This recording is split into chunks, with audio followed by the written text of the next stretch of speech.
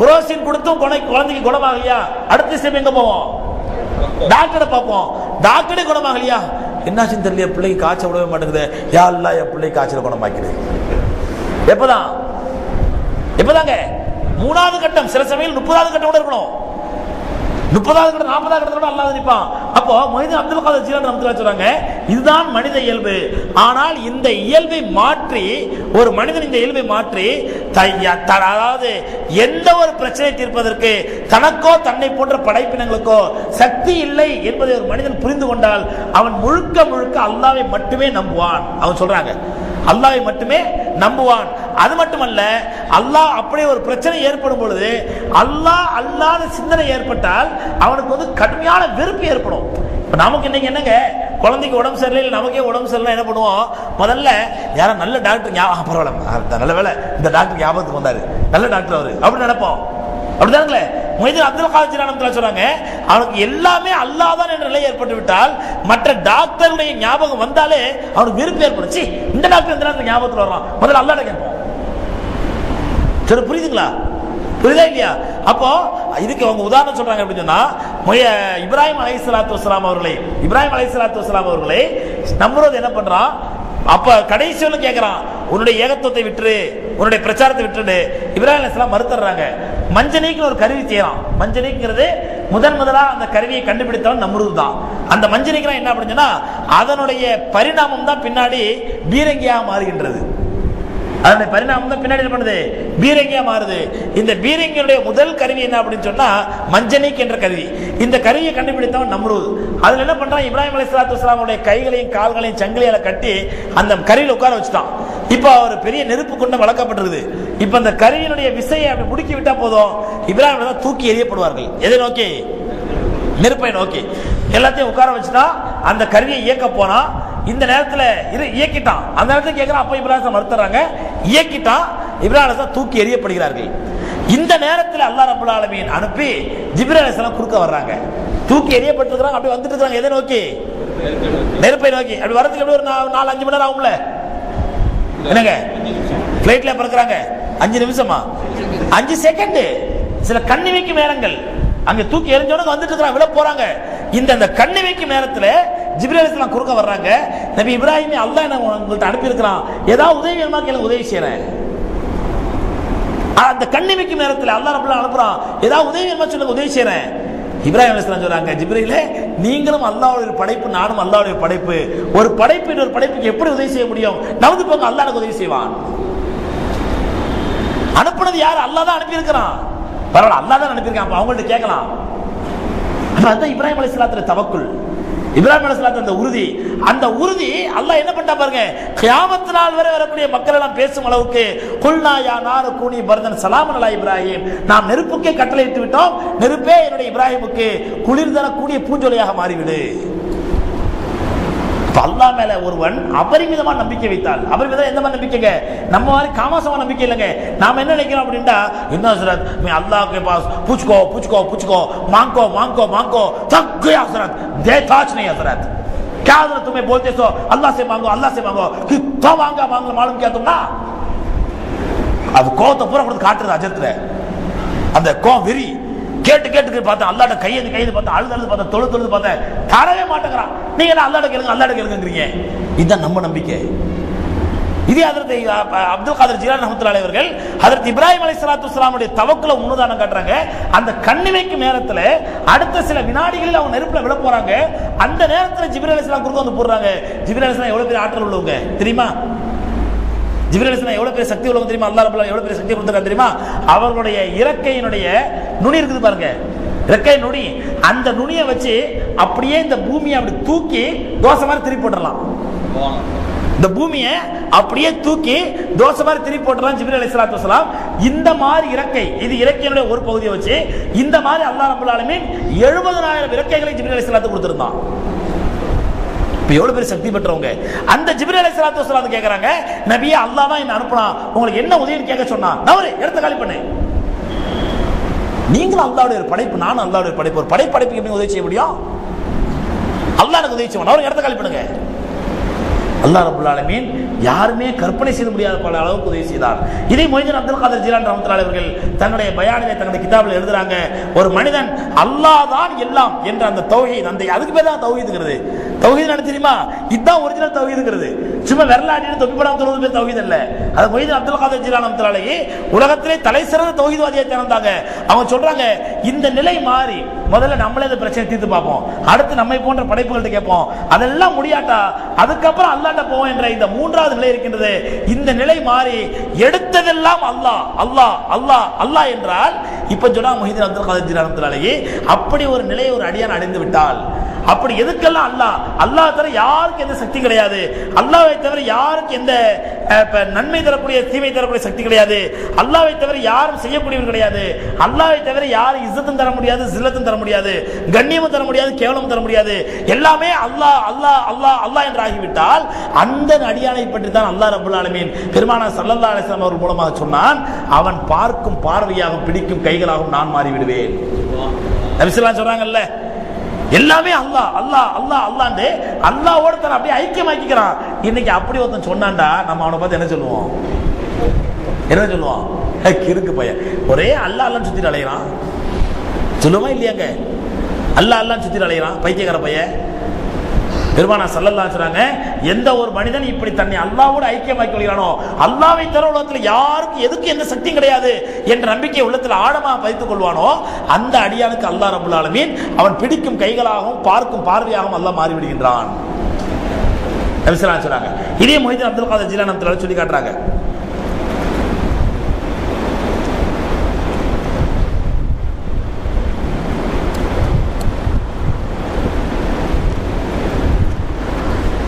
இந்த நிலையிலே பக்தாதிலே மொஹிதீன் அப்துல் காதர் ஜீலானி ரஹ்மத்துல்லாஹி ஒரு மிகப்பெரிய மறுமலர்ச்சியையும் ஒரு மிகப்பெரிய ஆன்மீக புரட்சியையும் ஏற்படுத்தி இருக்கிறாங்க. இந்த ஆன்மீக புரட்சி அவருக்கு வருவதற்கு காரணம் யார்? இப்படி ஆரம்பத்திலே இல்முடைய தேட்டம், அல்லாஹ் மேல் நம்பிக்கை, அல்லாஹ் மேல தவக்குல், இதெல்லாம் ஆரம்பத்திலே வரதுக்கு என்ன காரணம் அப்படிங்கறத பத்தியும், இதுக்கு அடிப்படை காரணம் யார் அப்படின்னா மொஹிதீன் அப்துல் காதர் ஜீலானி ரஹ்மத்துல்லாஹி அந்த ஃபுதூஹுல் கைப்ங்கிற கிதாபிலேயே என்ன காரணம் எழுதுறாங்க. அதை இன்ஷாஅல்லாஹ் நாளைக்கு பார்ப்போம் என்ன காரணம். அதே நேரத்தில் இவ்வளவு ஒரு உன்னதமான ஒரு நல்லடியார், அல்லாஹ் நல்லடியார் மொஹிதீன் அப்துல் காதர் ஜீலானி, அவங்க பேர்ல இட்டு கட்டப்பட்ட கதைகளையும் கற்பனைகளையும் பார்த்தீங்கன்னா அது இதை விட பெரிய கொடுமை, இதோட பெரிய கொடுமை. நம்ம உலகங்கள் தான் பல தர்காக்களுக்கு போய் பார்த்துருக்கிறோம், பல தர்காக்களுக்கு போய் பார்த்துருக்கிறோம், அப்படித்தானே? பல தர்கால பார்த்துருக்கோம். எல்லா தர்காலும் என்னங்க இருக்கும்? என்ன இருக்கும்? கபர் இருக்கும், கபர் அடக்கம் பண்ணிருப்பாங்க. திருநெல்வேலி மாவட்டத்தில் பொட்டல் புதுங்கிற ஊர்ல அந்த ஊர்க்காரங்க இருந்தாலும் இருப்பீங்க, அங்க மொஹிதீன் அப்துல் காதர் ஜீலானி ரஹ்மத்துல்லாஹி பேர்லயே ஒரு தர்கா இருக்குது, அவங்க பேர்லயே. என்னடா இது மொஹிதீன் அப்துல் காதர் ஜீலானி ரஹ்மத்துல்லாஹி எப்போ இங்க வந்து அடக்கமானாங்க அப்படின்னு ஒரு முறை நான் நண்பர்களோடு குற்றாலத்துக்கு போயிட்டு, குற்றாலத்திலிருந்து மணிமுத்தாருக்கு போற பாதையில வரும் அந்த ரோடு, அந்த ஊர் பொட்டல் புதுன்னு சொல்லி, சரி உள்ள போய் தான் பார்ப்போமே மொஹிதீன் அப்துல் காதர் ஜீலானி ரஹ்மத்துல்லாஹி. ஏன்னா அவங்க வாழ்ந்தது பூரா பகதாதுல, அடக்கம் செய்யப்படுது பகதாதுல, இங்கே இப்போ வந்தாங்க, எல்லா தர்காலையும் கபர் தானே இருக்கும், இங்கே எங்க வந்தாங்கன்னு சொல்லிட்டு போய் பார்க்கலான்னு போனோம்டா அது பெரிய மண்டபம், இந்துக்கள் முஸ்லீம்கள் எல்லாம் கலந்துருக்கிறாங்க, ஆண்கள் பெண்கள் எல்லாம் காலத்து மலத்து எல்லாம் ஒன்னா கிடந்து உருளுது. அங்க உள்ள போய் பார்த்தா கபர்ல என்னதான் இருக்குது, போய் பார்த்தா கபரே இல்லை, ஃபுல்லா விளக்கு, எண்ணெய் ஊத்தி விளக்கா எரிஞ்சுக்கிட்டு இருக்குது.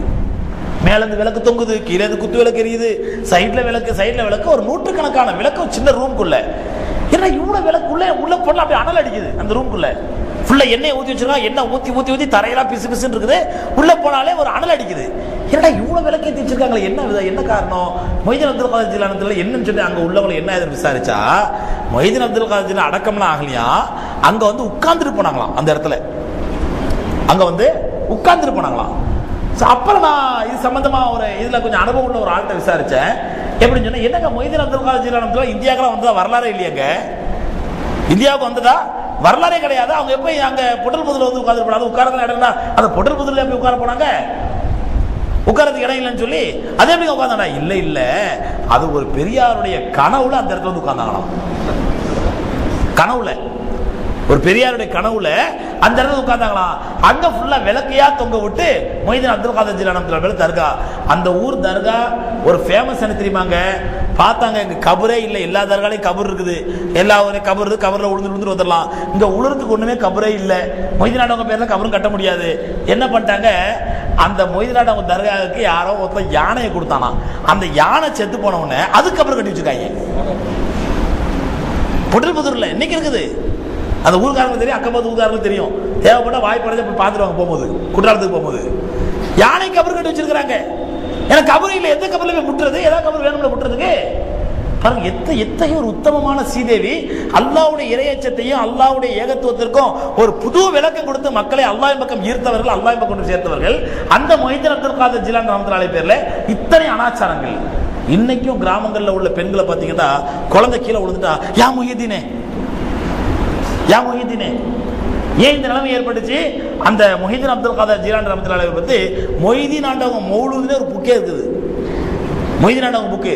அதுல மொய்தீன் அப்துல் காதர் ஜிலானி ரஹ்மத்துல்லாஹி என்னென்ன சொன்னாங்க, என்னென்ன உபதேசம் பண்ணாங்க, அவங்களுடைய ஃபுத்தூஹுல் கைப்லயும் அவங்களுடைய ஃபத்ஹுர் ரப்பானியா என்ற கிதாபில் என்ன சொல்லியிருக்கிறாங்க, இந்த மௌலூது கிறுக்கன் என்ன சொல்லியிருக்கிறான் அப்படிங்கறத இன்ஷாஅல்லாஹ் நாளைக்கு பார்க்கலாம். அதே மாதிரி அவர்கள் வாழ்ந்த காலத்திலே ஹிஜ்ரி கிட்டத்தட்ட அவங்க 73 வருஷம் வாழ்ந்தாங்க பகதாதுல.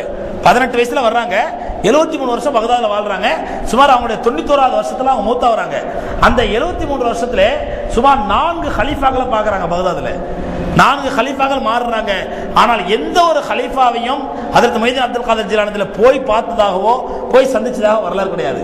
அப்படியே ஹலீஃபாக்கள் இவங்களை தேடி வந்தா என்ன பண்ணுவாங்களா, அங்க வர்றாரு தெரிஞ்ச உடனே இவங்க தங்களுடைய அறையை விட்டு எழுச்சி வெளியே போயிடுவாங்களாம், அறையை விட்டு எழுச்சி வெளியே போயிடுவாங்களாம்.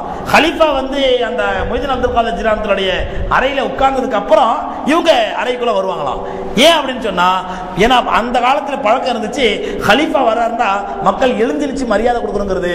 அந்த மாதிரி ஒரு இக்கட நிலைமை எனக்கு ஏற்பட்டுக்கூடாது. அதனால அவர் வரும்போது ரூம்ல இருந்தா தானே பிரச்சனை, அவர் வரும்போது அறையில இருந்தா எழுச்சிருக்கணும், எழுச்சிருக்கால அவர் மனசு வேதனைப்படுவாரு, பிரச்சனை வரும். அதனால நான் அவர் வரும்போது நான் ரூம் விட்டு வெளியே போயிடுவேன், அவர் வந்து உட்கார்ந்ததுக்கு அப்புறம் நான் ரூமுக்குள்ள வருவேன் அப்படின்னு மொய்தீன் அப்துல் காதர் ஜிலானி ரஹ்மத்துல்லாஹி அவர்கள், அதாவது மற்றவர்களை பார்த்து எழுந்து நிற்க கூடாது என்று பெருமானார் ஸல்லல்லாஹு அலைஹி சொன்னதுனால அந்த ரசூலுல்லாஹ்வுடைய வாக்குறுதிக்கோ ரசூலுல்லாஹ்வுடைய போதனைக்கோ தன்னை அறியாமல் கூட மாற்றம் நிகழ்ந்து விடக்கூடாதுன்றதுல மொய்தீன் அப்துல் காதர் ஜிலானி ரஹ்மத்துல்லாஹி அவ்வளவு கவனமா இருந்தாங்க. அப்ப அந்த மாதிரி சூழ்நிலையில அவருடைய வாழ்க்கையில அப்பாசியாக்களுடைய ஆட்சி நடக்குது. அந்த அப்பாசியாக்களுடைய ஆட்சியில இவங்களுடைய காலத்தில் ஒரு கலீஃபா அல் முஸ்தர்ஷித் பில்லா அப்படிங்கிற ஒரு அந்த அல் முஸ்தர்ஷிதுடைய காலத்திலே ஒரு ஆச்சரியமான சம்பவம் நடக்குது. அந்த ஒரு குழப்பமான பிரச்சனை ஏற்படுது. அந்த பிரச்சனையை மொய்தீன் அப்துல் காதர் ஜிலானி ரஹ்மத்துல்லாஹி எப்படி தீர்த்து வச்சாங்கிறதையும் இன்னும் அவர்கள் பேரால் இட்டுக்கட்டப்பட்ட கதைகளையும் கற்பனைகளையும், அதே மாதிரி மொய்தீன் அப்துல் காதர் ஜிலானி ரஹ்மத்துல்லாஹி இவ்வளவு சிறந்த ஒரு ஞானியாகவும் அல்லாஹ்வுடைய இறையச்சம் உள்ள செய்தேவியாகவும் மாறுவதற்கு யார் காரணம், என்ன காரணம் அப்படிங்கறதை இன்ஷாஅல்லாஹ் நாளைக்கு பார்க்கலாம். அல்லாஹ் ரப்பல் ஆலமீன் உத்தமமான மொய்தீன் அப்துல் காதர் ஜிலானி ரஹ்மத்துல்லாஹி அவர்களுக்கு சொர்க்கத்தில் உயர்ந்த அந்தஸ்தை கொடுப்பானாக. அவருடைய உபதேசங்களை கேட்டு அவருடைய வாழ்க்கையிலிருந்து நல்ல படிப்பினை பெறக்கூடிய மக்களாக அல்லாஹ் நம் அனைவரையும் ஆக்கியருள்வானாக.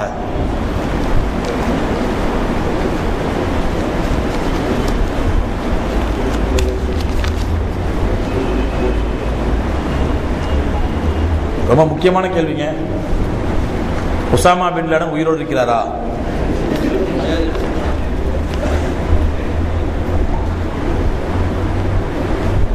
இருக்கிறார். நாளைக்கே சிஐஏ வந்து நிற்பான், அமெரிக்காவில் இருக்கிறாரா, எங்க இருக்காரு சொல்லுங்க உங்களுக்கு தெரியும் அப்படின்னு சொல்லி.